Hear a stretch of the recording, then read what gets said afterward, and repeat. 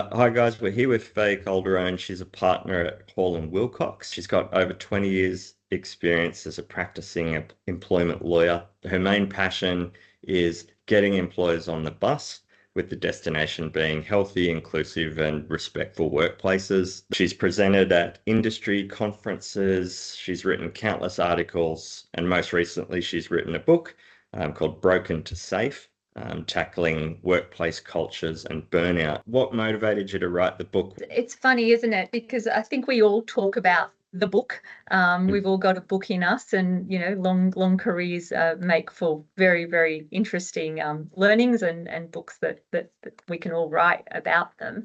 I had been writing for many years in sort of blogs and articles. I'd always hoped I'd have the time and space to write the book. Time is always a difficult thing to find. I think it's sort of incumbent on us to, help the next generation learn from what we've learned from. And I was just observing a lot of burnout in leaders, everyone from HR professionals to, SME business owners to executives and board leaders that I was talking to. And they were really, it was an attempt to demystify, I suppose, what is a complex environment in terms of legal risk when it comes to employment and safety, and try and provide some reassurance that having a high performance culture and having a good, positive, thriving workplace culture is the high watermark, and that once we've sought some of the baseline compliance issues, we're really just dealing by exception with problematic individuals, but that it's not a zero-sum game, that we've got high performance and compliance, things that we can aspire to and work towards and achieve with the right culture. I guess a lot of people probably have an idea of what toxic culture looks like, but are there any non-typical examples?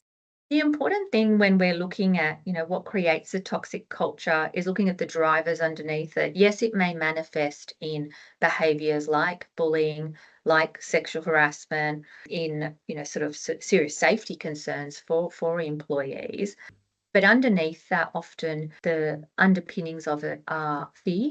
And fear underpins workplaces that are not only toxic in terms of, these terrible behaviours and unlawful behaviours that manifest in the workplace and that break individuals, but also are unhealthy in that they're not psychologically safe workplaces. So, and that often can lead to burnout as well. So workplaces where people equally kill environments and environments that are highly competitive, those environments can equally be toxic, even though you don't look at it objectively or walk in the door and can observe one person's conduct or, one thing that is obviously a problem and, often unlawful in the workplace. So it is the collective, in my view. With burnout in employees, what can that look like? I guess typical and non-typical, and what is the flow-on effect to the wider business or the rest of the team if it's not addressed?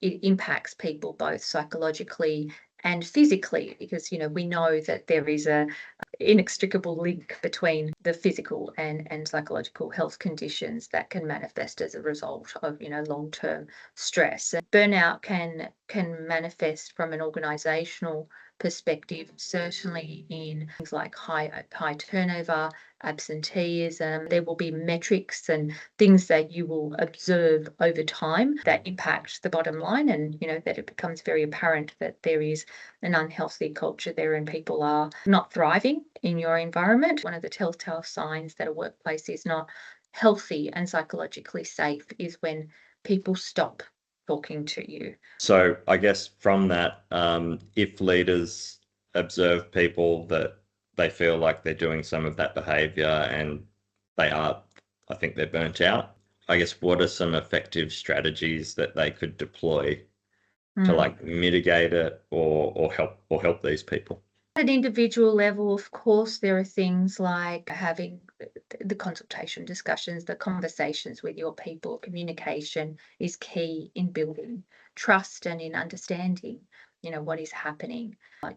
At that point where you are observing people burning out, you need to really step back and look at the forest from the trees. It's not, of course, if it's an isolated incident, I think with one person, have the conversation. If there's a change in behaviour, try and understand, is it something that's happening at home or is it in the workplace?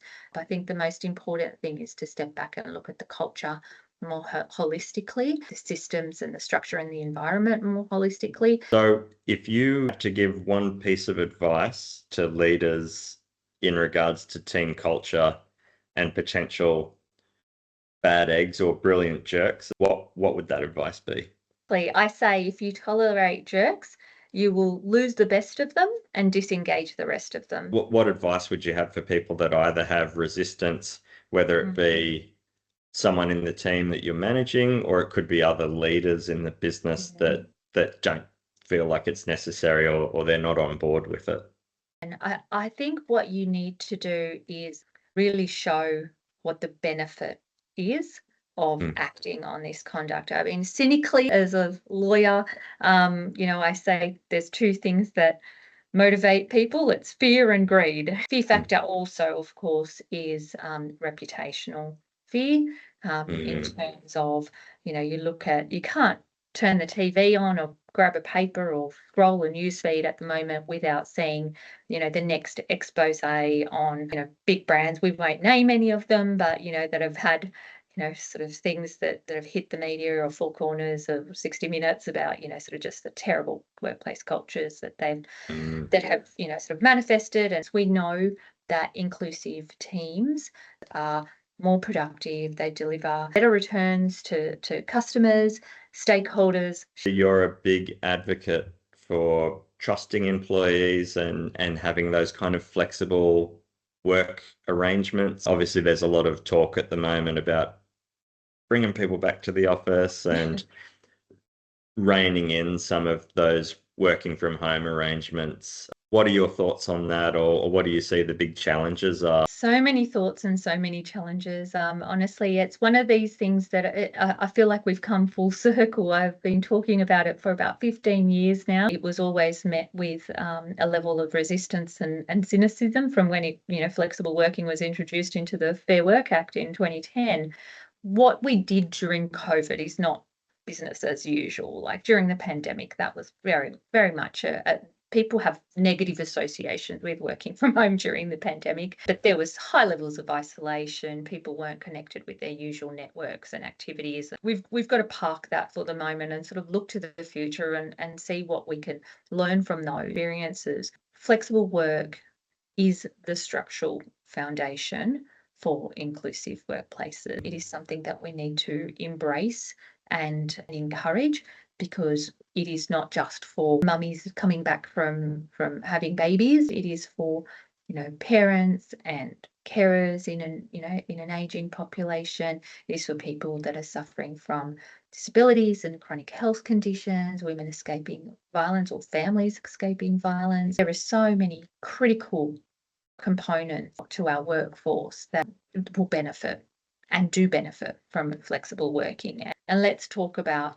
the generational change that we are seeing. And if you look at the next generation, and the most recent Deloitte Millennial Survey said that 75% of the millennials surveyed, so that's people under 43 years of age now in our current workforce, would look for a job elsewhere if they were required to come back to the office full time.